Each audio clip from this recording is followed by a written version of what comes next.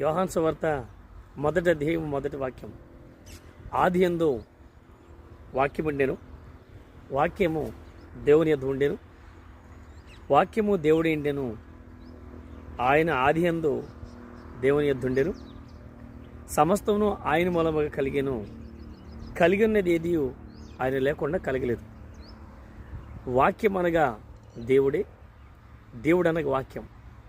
దేవుడు తనను తాను వాక్యం ద్వారా మానవులకు కనబరుచుకున్నాడు.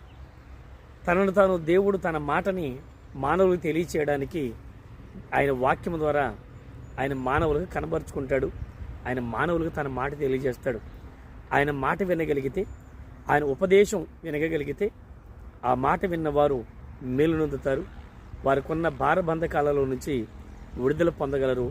ఆయన మాటే సృష్టికి పునాది వేసింది. ఆయన మాట మానవ జీవితాలకు